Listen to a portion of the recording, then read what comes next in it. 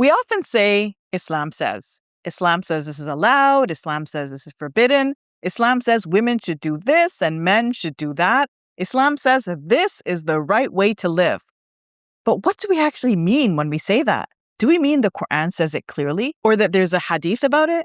Do we mean scholars have generally agreed on it, or that one scholar gave an opinion on it? Do we mean this is how our family has understood it, or this is what our community expects? Because when we say Islam says too quickly, we may give divine weight to something that's actually interpretation or culture or habit or fear. Taking Islam seriously means asking where an idea comes from, how strong the evidence is, and how much certainty we can attach to it. The Quran warns us not to speak about God without knowledge. That warning should make us careful about what we attach to God and what we attach to Islam. Most of us don't encounter Islam first as a set of sources.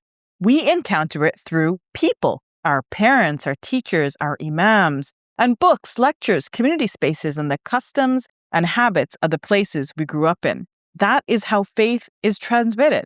It's taught and lived before it is analyzed and studied. But because religion teaches us through human beings, it can also carry human limitations. A family may pass down religious ideas mixed in with its own anxieties and particularities. A teacher may offer real knowledge while still speaking from the assumptions of a specific time and place. Over time, these layers can become difficult to separate. And this is where the phrase Islam says can become dangerous.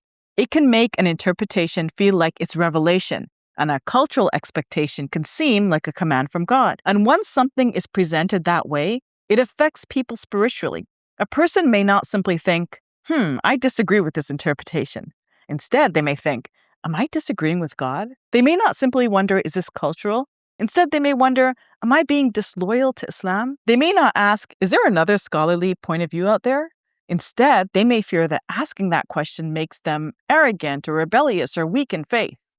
The real harm is that it makes people feel that their only choice is to silence their conscience or doubt their own faith. But there is a difference between revelation and interpretation, between what God has made binding and what people have come to treat as binding. A Quranic command, a hadith-based ruling, a scholarly interpretation, a community practice, and a personal preference don't all carry the same authority or weight. Scholars themselves were human beings.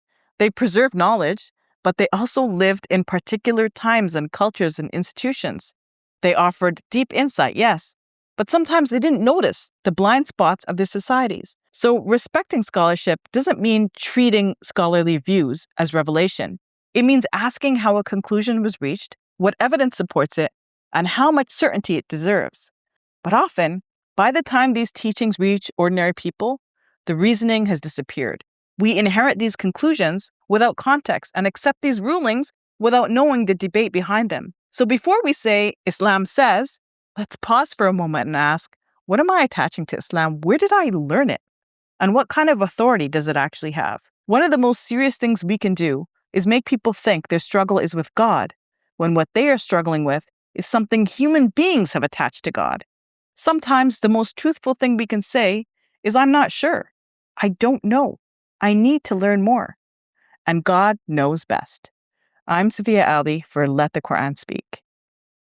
Assalamu alaikum. Welcome to Muslim Media Hub, the new home of Let the Quran Speak. Here we spread positivity and good. We help people experience the beauty of Islam and help them appreciate and understand Muslims. This beautiful building we purchased at cost $2.3 million.